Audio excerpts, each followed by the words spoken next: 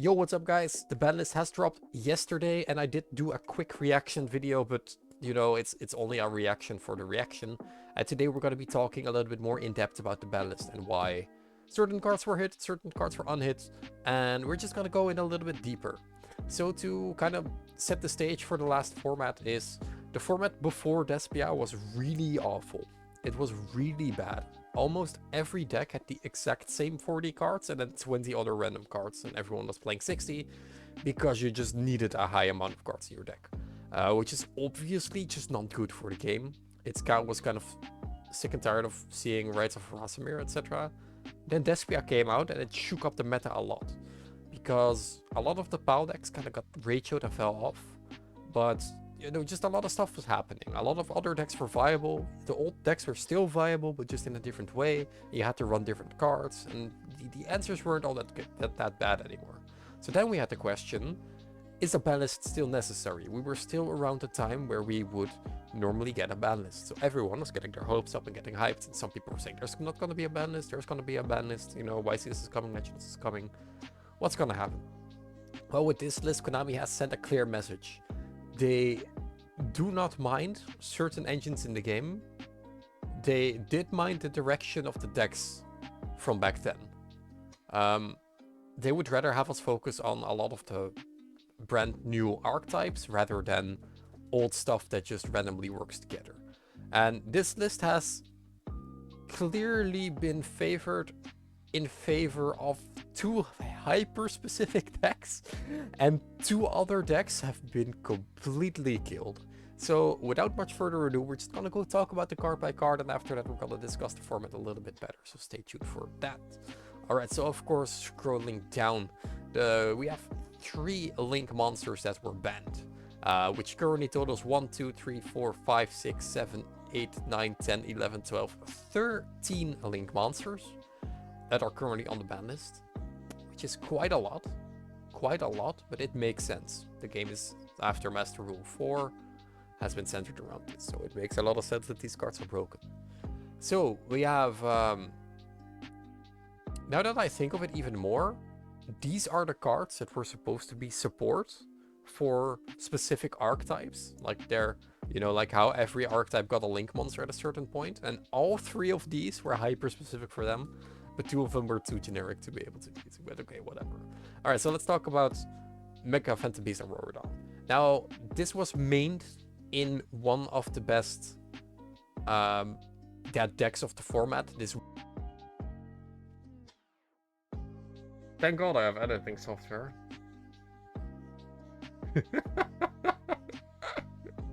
So this card was mained in one of the best decks of the format. This card was a centerpiece in the Wombo Combo Tenji POW deck that summons the 3 tokens back after making Hulk Vibrex, then summoning back the Deskbot, making Yazi, then with Auroradon you pop the Yazi summons the one-off Moye from deck, and you reveal a Tenji, you draw a card. And that was a very, very good deck. It was very interesting to see one of those decks being back in the game. We are very used nowadays to a deck running mainly an archetype plus an engine, or maybe a couple of engines, but that deck had like everything. It had like a couple of Sword Soul cards, it had the Hulk package, it had the Red Roses, it had the Tenjis.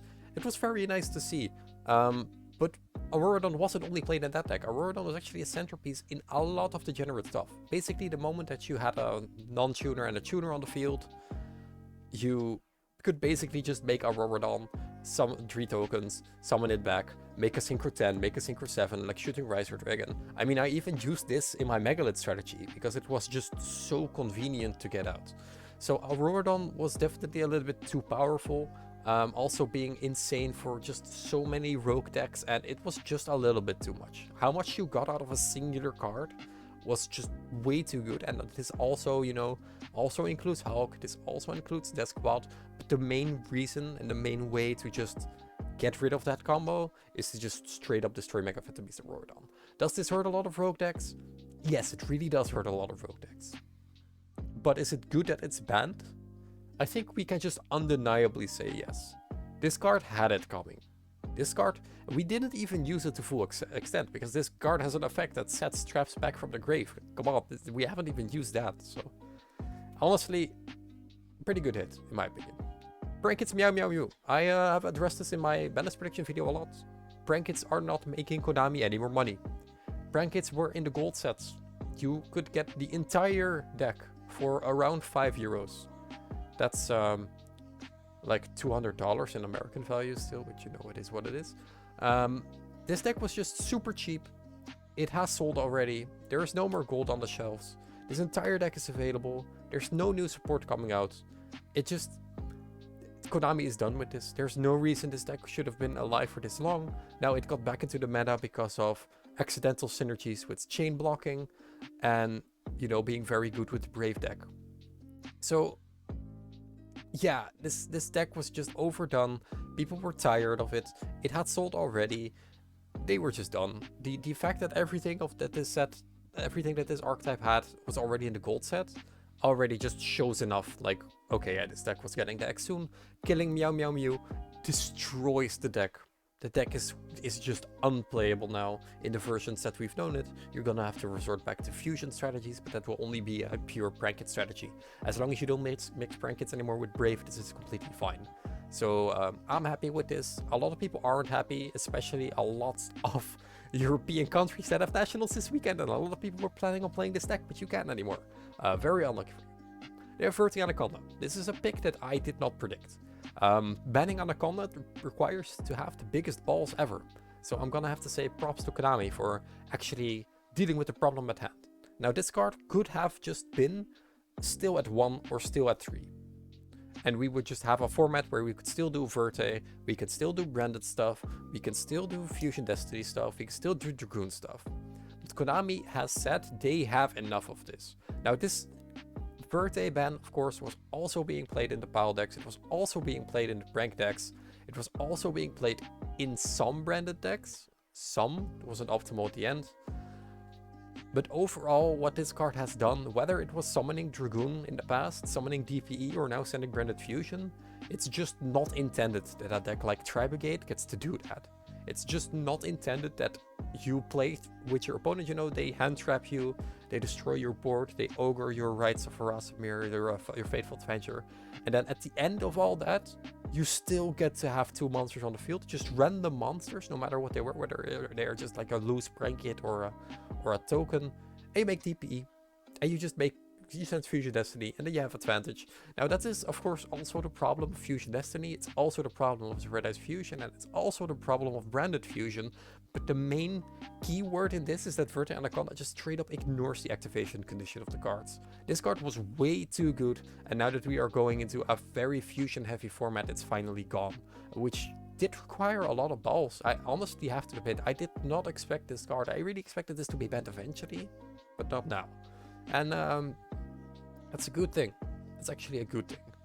But this does leave some stuff up for debate. But we'll talk about that in a little bit, because we're going to go down to the limited section, because that were all the banned cards. Now we have Jet Synchron coming back. Now, one of the things that you could do with Hulk was summon Jet Synchron and then make a Auroradon. I do not quite understand why this card is limited. I honestly think that out of everything that's on the list, this is my least favorite thing on here. Mainly because I just think that this card is still too good. I do not understand why you want this card to be back. There are a lot of other tuners on the list because of Hulk. And this is still one of the best ones. So I can't really grasp my head around why Jet Synchron is the one that's going to be best.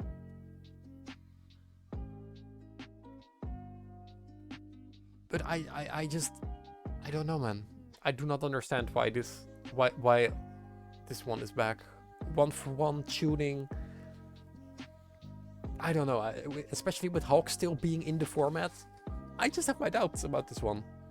Really, still just have my doubts about this one. There's Performapal Monkey Board. Now there were a lot of ways to give Pendulum back cards, and eventually all the Pendulum cards are going to be back. Let's scroll up a little bit, because there still are a lot, I think. Yeah, Plushfire is still banned. Kirin is still banned. Yeah, there's still a couple of banned cards on there. Monkey Board was definitely one of them. Now this has been banned, of course, because it is a 1-card skill. But it is fine to give banned some cards back. Since the Master Rule update, this deck has just belonged in the garbage. And I think that this is just a fine deck to exist as long as you don't have Electromite in the picture. Maybe Plushfire. I also don't like Kirin, but Monkey Board, I don't know, just give some consistency back. It was kind of fair that this was getting some support in the near future. Alright, and this is the card that I really want to talk about. We have Red Rose Dragon here. So Red Rose was, we've talked about this before, the Tenji pile decks. You normal summon Red Rose, you have an Ashuna on your field, you make Baron de Fleur, Red Rose effect summons Rocks Rose adds Basil Rose Shoot, and you can just summon back Red Rose, make a Hulk of Vibrex with that, combo off from there, which is the main real way that the deck played. Now, can someone make me understand why not only they limited Hulk, this deck played 2 Hulk, but they limited Hulk, they banned Auroradon, and then they banned Red Roses. They limited Red Rose as well. It's really weird that they went in this deep on this deck. I mean, Dragon Link Brave was not a problem at all, and they played 1 Rose Dragon. But why are they going this hard into this one specific Tenji pile deck without hitting Tenjis? And even though we've seen like DPE versions at the end that was playing a lot of, you know, Verte Anaconda, and that also is banned. So I just cannot grasp my head around the thing with this card. What this also shows is what were the 2 best decks that were running Brave Engines the last format. They were the Tenji deck and they were the Brankits deck. So they hit everything around the Brave Engine. They didn't hit the Brave Engine because they could have just banned Griffin and it was fine. But they hit everything around the Brave Engine, and then they actively, like, it's just like Hulk. They just ban every tuner. Is a deck good with Brave? Ban everything around it. It's really funny that they want to go this way. It's so funny. But yeah, I don't know. I don't even really know what Brave is really that great in right now, because the decks that were, you know, were at the top of your mind are just gone now. So we're gonna have to wait and see, because of course it's still just an insane engine, but we're just gonna have to see what we can do with this. So yeah, I don't know, a lot to take in, Yatagarasu. If you think that in modern Yu-Gi-Oh! That your opponent gets to attack directly with this card after you've established a board, after you went first, and it hits you directly and you don't get to draw a card, and then with the card advantage that you've made turn 1, you don't have any plays turn 2, you're actually delusional. The moment that you do not get a draw from Yata and it's impactful is the moment that if they would have played any other card, you would have lost as well. Yata could have just went straight back to 3. I've said this out numerous of times, and yeah, I just do not have to say it now anymore. I'm very happy for that. Next Banlist, it's gonna go to 3, and that's gonna be it for the bird. Now it's just a meme. So yeah, Hawk to 1, actually good hit. Actual good hit. Especially now that, you know, since the Auroradon is gone, people were playing double Hawk. And I think that people would have still been playing double Hawk in certain decks, especially for example now the Synchro Eldritch decks, they're going to be coming back up again, because you still have the Hulk of Vibrex going to TG Wonder Magician, pop side, summon Baron. That if they would have a second Hulk, they could do something like that again in a later turn, which would have become a huge problem. Limiting Hulk Vibrex is actually impactful and actually the right hit, and I called this as well. Very happy with that. Then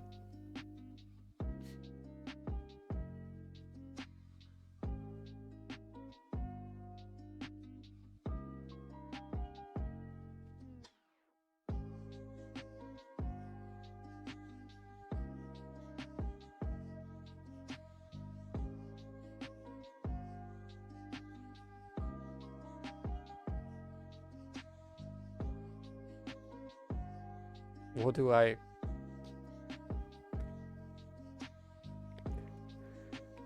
Every time I see this, I do not understand. I've been playing this game for 8 years now, and I do not understand where this is coming from. I have never seen a hit like this before. This is literally almost like just limiting Sword Soul Blackout. Like, name any card that you would like limiting Mekk-Knight Red Moon. Like, limiting Sky Striker Ace Kaina. It's just, it doesn't make sense. We were only playing one. What? There hasn't been a single deck in the history of Yu-Gi-Oh! To ever run to. It's not even good to run to. Why did they limit this? Did they forget to like remove this from their notes or something? Is it just Konami saying this card exists and we know? I do not understand. I do not understand why Shooting Rise of Dragon is at 1. Whatever. Change of heart. Here's the thing. Is it a meme? It's definitely just a meme. Is it good?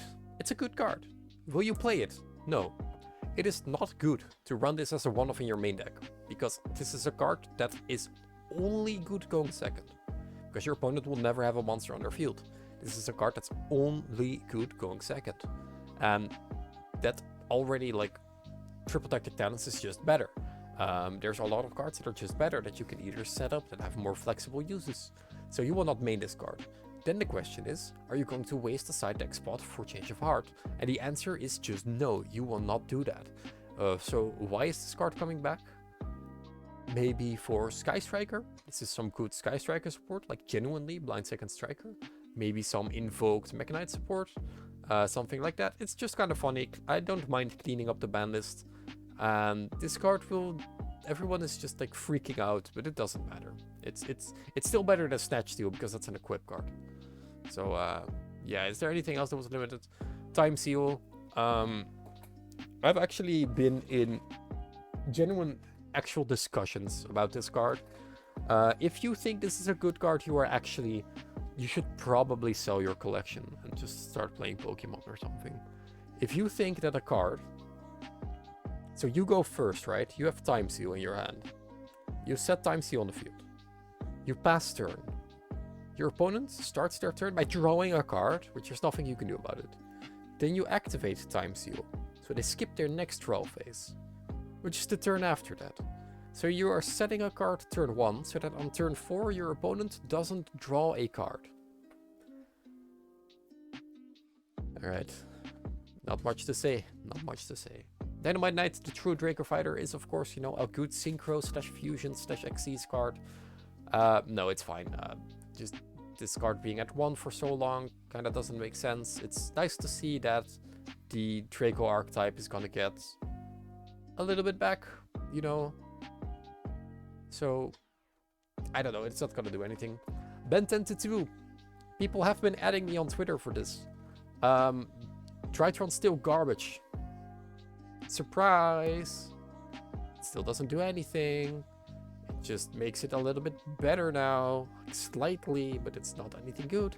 We've lost Verte, so we can't do DPE and stuff anymore. We can still do like some weird side stuff, you know, that's also still fine. We can still do the Megalith plays, but we still don't have Eva, we still don't have the gates. We still don't have an actual good endport that doesn't die to like droplets or anything else. You still have to run a lot of bricks in your deck, and actually having the double Ben 10 doesn't make it that much better. It just makes your options of opening Ben 10 slightly better, and I don't know, it's good for Natasha. But that is actually kind of cool. Is it better for Drytron? Of course, it's better for Drytron, of course. But it doesn't matter. It just doesn't matter as long as Eva is still at 1. Tanky to 2 is a weird thing. I do not understand why they backpedaled for this so much. One thing to do note though is that one of the best Tri versions right now was either DPE Tri or it was branded Tri with the fusion, but both of those decks run Verte Anaconda, which they can't anymore. So Tri actually got really fucked over this ban list, so it's kinda nice to see that they are just giving Tanky back. But It's just weird backpedaling. Talk about weird backpedaling and a nice segue. A Pot of Desires went to 1. It's almost as if Konami looked at the format and said, "Oh, why is no one playing Desires anymore? Because you limited it, so it's not viable anymore." Maybe that's why. And then they were like, we want people to play Desires because it's funny. And then they put it to 2. Okay. Sure. Light Stage to 2, finally. I would still like a reincarnation limit. Honestly, that card just sucks. But putting Light Stage to 2 is fine. Wolf Revealing Light, not much to say. It was used in FTKs back in the day, but I think that's a little bit aged now. So Wolf Revealing Light to 2 is gonna be fine. It's gonna be put to 3 eventually as well, as long as people don't do dumb stuff with it. But it's a trap, so what dumb stuff is there? A lot of cards at 1 to 3 that all just didn't matter. Night is Silent has been Errata, so that doesn't work. Trishula to 3 is not a good idea. I think that this is the second thing on this entire ban list that I don't really like at all. But yeah, I guess that this is now just a format where you can get Trish 3 times. We also have Jet Synchron. Just weird. Mirage Stalio, no one was ever playing 3.